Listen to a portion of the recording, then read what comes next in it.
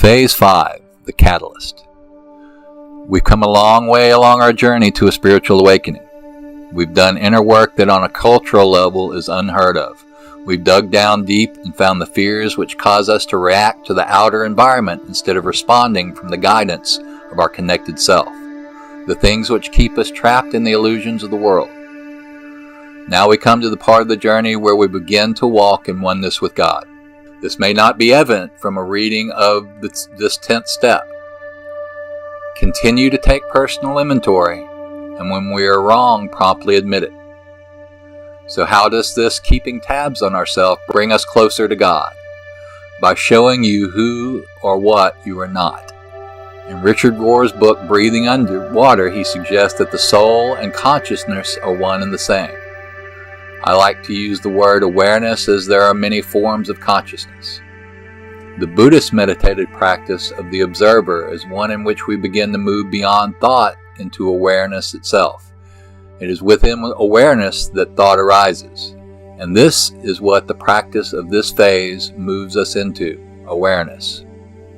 Continue to take personal inventory. We watch ourselves, our actions, our thoughts, and where the thoughts arise.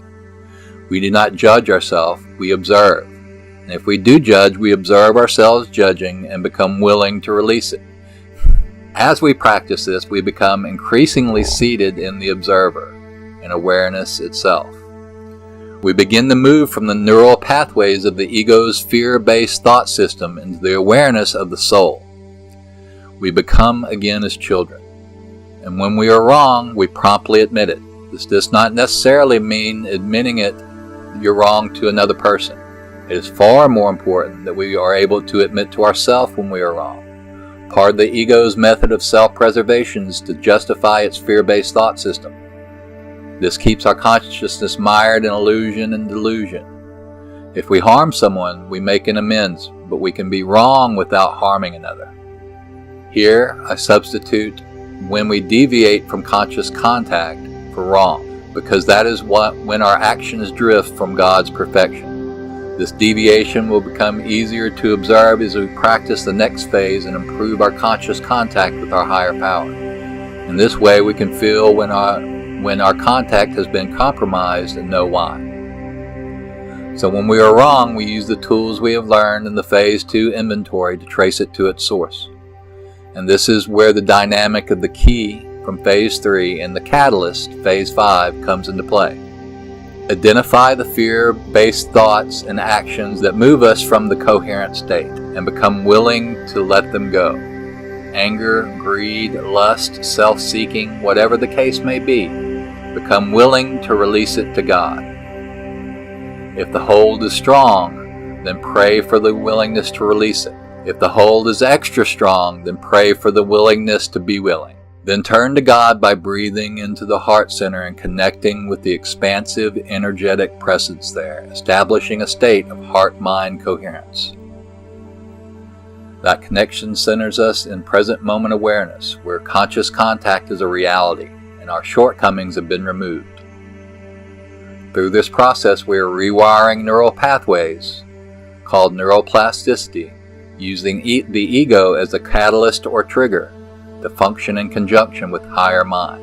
This is passage 98 from the Lachlan French Thomas-approved translation of the Gospel according to Thomas.